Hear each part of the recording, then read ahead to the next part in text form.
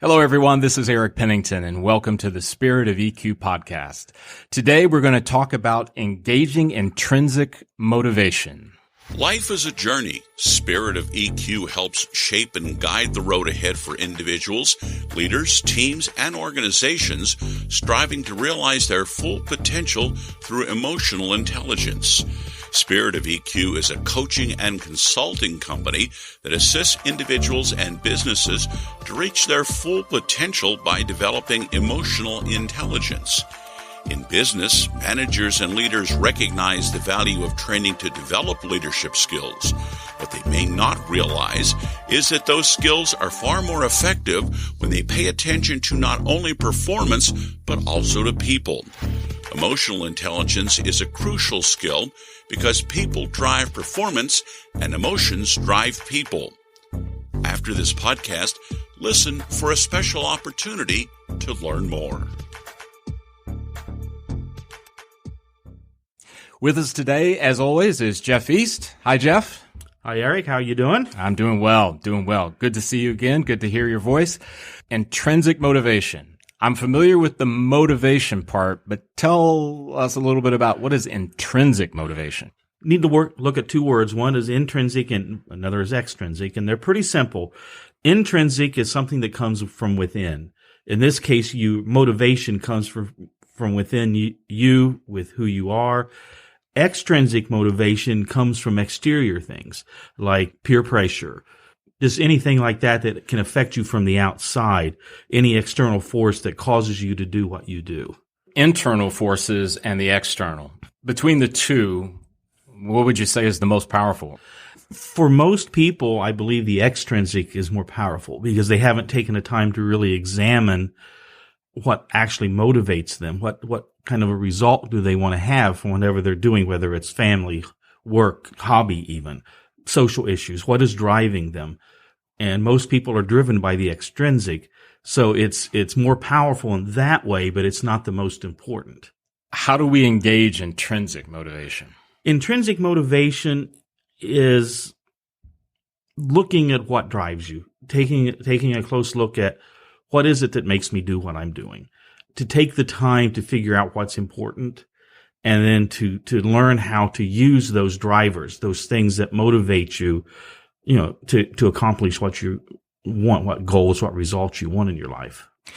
Are there opportunities to inspire others by taking that kind of direction? Yes. If you are, let's say, working on a project at work, and if you're driven just by getting the job done, okay, so that you can turn it into your boss and say this project is over, you're probably not going to inspire your coworkers, either your peers or the people that are maybe reporting to you. If your intrinsic motivation is we want to make this the best project, to do the best we can so that the result is the best that we can show to our boss or the customer, whatever, that can inspire people to be driven by the same thing, by your example. And that's just one example. It could be just anything, sports, music, anything that you can think of. The intrinsic is really the power side of the equation and getting people sort of getting inspiration to spread. Am I hearing that? Yeah. I mentioned sports and I just thought of this. I can remember the first time I heard about LeBron James when he was playing for the high school team. He never went to college, but he was playing for the high school team. And his motivation it caught me when I heard what he would do when his team, I don't think ever, if they lost a game, it was, world shattering almost. They were that good because of him. When his team would get up a lot of points, the other team, he would stay in the game, but his motivation wasn't to score points. He wouldn't shoot the basket again. His job was to help the other players on his team score, to show that he shared it. That was his motivation. His motivation was to make his teammates better. It's interesting you mention him in that story because you hear that consistently, that everyone says that they love to play with him. And I guess if you're motivated to help others succeed, that would be a strong inspiration tool. And, Wow. you know, all basketball players don't look that way. You know, some of them get kind of selfish. And when that happens, or any sports team, when that person gets selfish and they're motivated by themselves, because the external motivation is they want the glory, they want the notoriety, that will drive them. And their teams usually don't do that well. Yeah, that's true. History is a prover of that. I saw this ahead of time before we were going to meet. One of my all-time favorite lyricists and musicians. Okay. And I'm going to butcher his last name. Is it Neil Peart or Peart? I've heard it both ways. I say it Peart. Okay, so I say Peart as well. Okay. And Neil Peart is the drummer for the band Rush, right? Correct. Help me out here. Okay. I really want to hear this. I'm going to do a little bit backstory with Neil. Okay, great. Neil had a very solid relationship with his wife. He had a daughter that he was very, good family. And he got hit with 2 tragedies in about a month's time.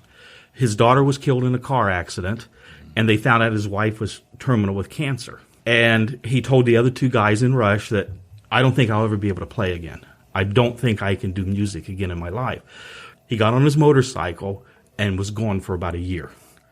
And he wrote a really neat book about that called Ghostwriter, which I would recommend to anybody, by Neil Peart. But he finally got himself straightened around, and he came back with Rush because the other 2 guys in Rush says, well, we can't be the band without you. There's 3 of us. That's the only way we can be Rush. So he started playing, touring, recording, and he decided that he didn't like how he was drumming. And arguably, you could say he's in the top 2 or 3 drummers. You can argue that he maybe is the best rock and roll drummer ever. Easily. Okay, that's what people were saying, but he said, I don't like how I'm playing. And I wish I would have looked this up because I can't remember the man's name. Hopefully you can. If not, he went to New York and studied with a famous drum jazz musician kind of a guy. You know what? And ladies and gentlemen, don't quote me on this. I could get this wrong, but I think it was Buddy Rich. Yes, I think so too. I never can remember that. Yeah. Because even though everybody was telling Neil, you're one of the best drummers that ever played rock and roll music, he wasn't happy. So he decided he was going to go study with this guy to become a better drummer because he was intrinsically motivated to become a better drummer. He spent 6 months in New York, and I believe the first 2 months they didn't even touch a drum kit. He was taking dance classes and ballet and everything because this Buddy Rich, which I think you're right if not, but said drumming is, you have to learn this first.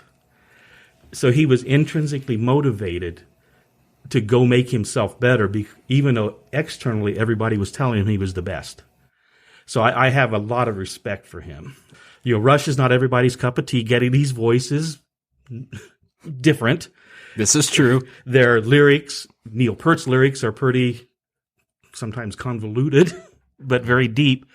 But I just respect him that he was intrinsically motivated to make himself better. When somebody can do that, I think they have a really good head start on becoming a success. That's a great story.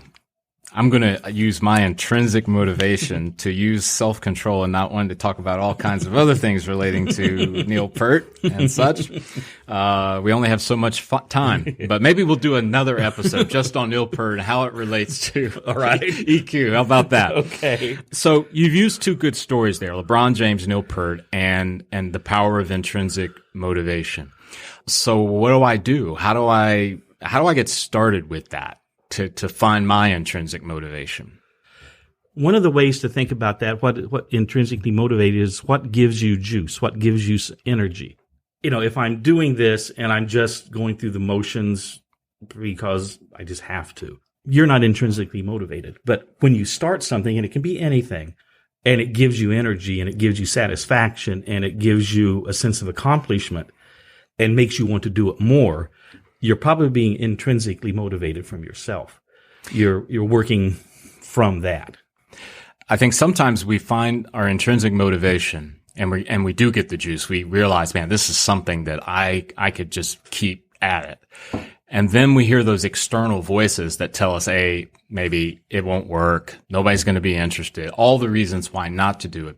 And there's that struggle. That's something that leaps out to me. And some of the things that we've looked at prior to this episode, these ideals of extremes, right? We've talked about it in other episodes about the passive and the driven and how these things can come into play.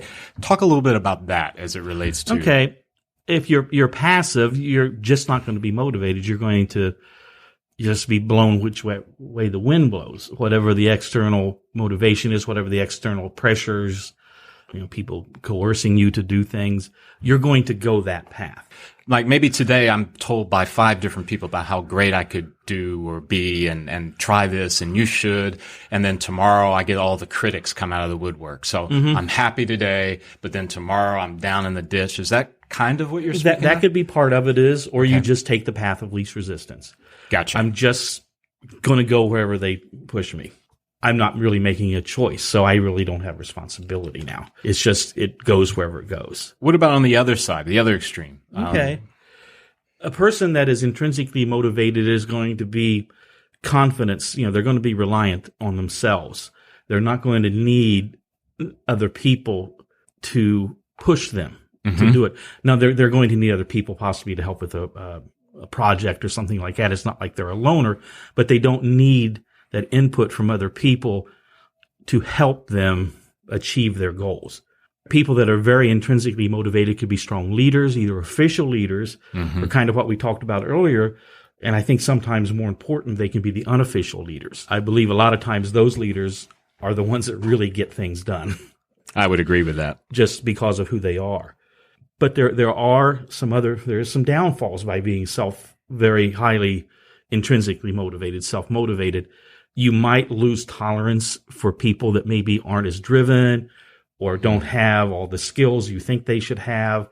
You become impatient. Something that is important to someone else that's not important to you can cause an issue. You can become too self-motivated, and other people's feelings and skills and things like that may be pushed to the side.